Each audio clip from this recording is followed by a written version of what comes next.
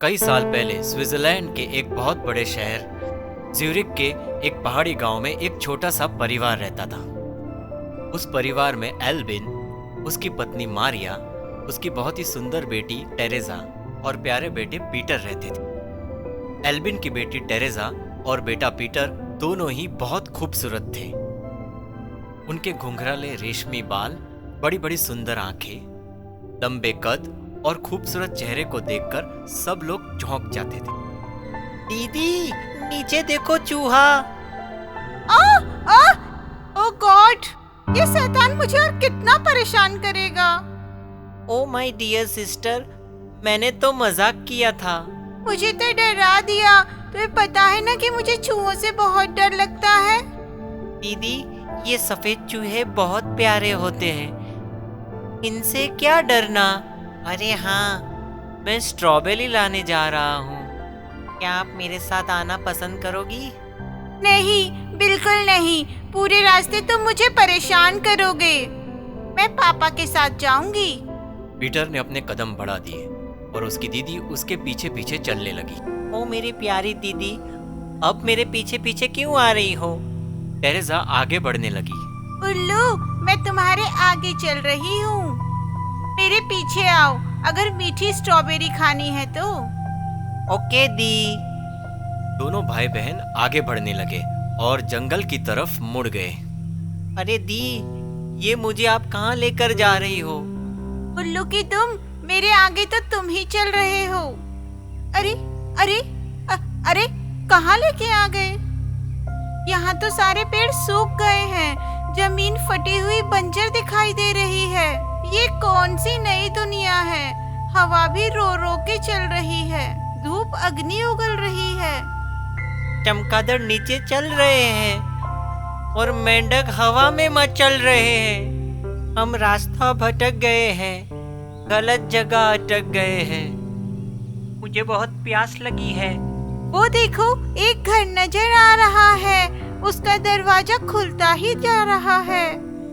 देखिए, हम रास्ता भटक गए हैं, हमें बहुत प्यास लगी है।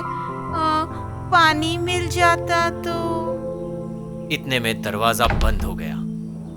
दी, अब मुझसे नहीं रहा जा रहा है, मुझे पानी चाहिए, पानी चाहिए। टेरेजा ने 2-3 बार दरवाजा खटखटाया, लेकिन कोई बाहर नहीं आया। दोनों बहुत ही दुखी हो गए थे और फिर पीटर जमीन पर बैठ गया। भगवान के लिए दरवाजा खोल दीजिए, मैं अपने भाई को ऐसे परेशानी में नहीं देख सकती।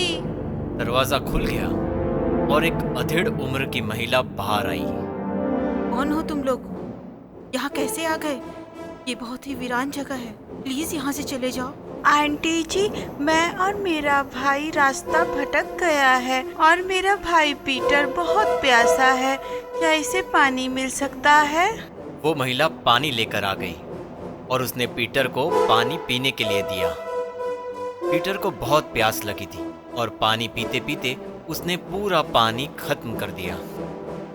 दी, मुझे माफ कर दीजिए, मैं स्वार्थी हो गया था, मैंने सारा पानी खुद ही पी लिया।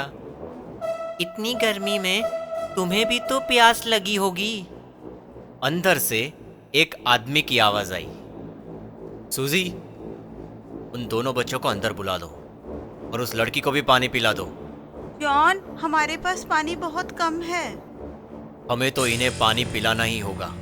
बच्चों, यहाँ बैठ जाओ, मैं तुम्हारे लिए पानी और नाश्ता लेके आती हूँ। नहीं दी, आप पानी पी लो, अपनी प्यास बुझा लो। हर बार मेरे ही भलाई के बारे में सोचती रहती हो, कभी अपने बारे में भी सोच लिया करो। आंटी, ये लीजिए, आप भी पानी पी लीजिए। दोनों बच्चों ने नाश्ता किया और पानी भी पिया और अंकल और आंटी के बारे में उनकी जानने की रुचि बढ़ गई। आगे आओ और आके पानी का पात्र मेरे हाथ में रख दो। सॉरी बच्चों, मैं और तुम्हारे अंकल दोनों देख नहीं सकते। ये जॉन और मैं सूजी हूँ। आप दोनों की आंखें तो बिल्कुल ही ठीक है। आप दोनों को देखकर ऐसा तो नहीं लगता कि आप दोनों। हमारी आंखें दिखने में ठीक है, लेकिन इसमें रोशनी नहीं है। हम जन्म से ऐसे नहीं थे। फिर ऐसी कौन सी बात हो गई जिसने आपकी आंखों की रोशनी छीन ली? बच्चों, अगर तुम सुनना ही चाहते हो तो मैं तुम्हें सुनाता हूँ। कई साल पहले हमारे एक भी बच्चे नहीं थे। हमें इस बात का बहुत दुख रहता था। हमने एक बार एक हिरनी को जंगल में देखा कि वो घायल हो गई है। वो दर्द के मारे चीख रही थी, लेकिन हमें उस पर बिल्कुल भी दया नहीं आई। मैंने कहा, हम तुम्हारी कोई मदद नहीं कर सकते। हम बहुत ही जरूरी काम से जा रहे हैं, हमें आवाज मत दो। हम आगे बढ़ रहे थे। हिरनी ने फिर से आवाज दी और उसने कहा कि अगर हमने उसकी मदद ना की तो कोई जंगली जानवर उससे खा जाएगा। इतने में एक भेड़िया हिरनी के सामने आ गया। मैंने और सूजी ने उसकी तरफ भी ध्यान नहीं दिया। जैसे हमारे अंदर से दया, प्यार, नम्रता सब कुछ गायब हो चुका था। अचानक उस हिरनी का रूप एक सुंदर परी के रूप में बदल गया। उसने हम दोनों को गुस्से में आकर श्राप दे दिया। ऐसा क्या श्राप दे दिया अंकल, बताइए ना। उस परी ने कहा कि तुमने मेरी आवाज ना सुनकर बहुत बड़ी गलती कर दी और मुझे संकट में डाल दिया। तुम्हारे अंदर ना दया है, ना नम्रता और ना ही प्यार। तुम्हारी कोई औलाद नहीं है और मैं श्राप देती हूँ, जब भी तुम्हारी औलाद होगी तुम दोनों उसे देख नहीं सकोगे। पहले बच्चे के जन्म होते ही तुम दोनों की आंखों की रोशनी चली जाएगी। तुम्हारे 2 बच्चे होंगे और वो तुमसे दूर चले जाएंगे। तुम्हारा पूरा इलाका वीरान हो जाएगा। ओ माय गॉड अंकल, आपने इस श्राप से बचने के लिए उस परी को कुछ भी नहीं कहा? कहा बेटा, कहा। मैंने बड़ी मिन्नत की। मैंने उसे कहा कि अनजाने में मुझसे गलती हो गई। हमें इस श्राप से बचने का कोई रास्ता बताओ, वरना हम जी नहीं पाएंगे। तब उस परी को दया आई। उसने क्या कहा अंकल? उसने कहा कि 12 साल के बाद तुम्हारे बच्चे तुम्हारे पास आ जाएंगे। यदि तुम्हारे मन में नम्रता, दया और प्यार पूरी तरह से बस गया तो तुम्हारी आंखों की रोशनी वापस आ जाएगी, सारे इलाके में फिर से बाहर आ जाएगी और तुम दोनों अपने बच्चों को पहचान लोगे। जॉन के इतना कहते ही कि आंखों की रोशनी वापस आ गई। सूजी को भी सब कुछ दिखाई देने लगा। अरे, मैं सब कुछ देख सकता हूँ। मेरी आंखों की रोशनी वापस आ गई है। ओह गॉड, यू आर ग्रेट। सब दिखाई देने लगा है। मेरे बच्चों, मेरे पास आओ, मेरे गले लग जाओ। दोनों बच्चों प्यार से अपने मम्मी पापा के गले लग गए और घर के बाहर चारों तरफ बाहर आ गई। पेड़ों में हरियाली छा गई, ठंडी हवाएं चलने लगी, सारे फूल खिल गए और जमीन महकने लगी।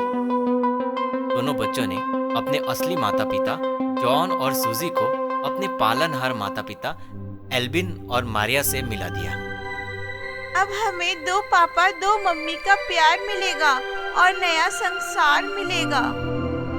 ईश्वर ने आज मुझे सब कुछ दे दिया और मैंने इस बात को भी मान लिया कि प्यार, नम्रता और दया के बल पर जिंदगी में बाहर आ जाती है। If you enjoyed this story, please like and subscribe our channel and press the bell icon to get future updates. And don't forget to comment.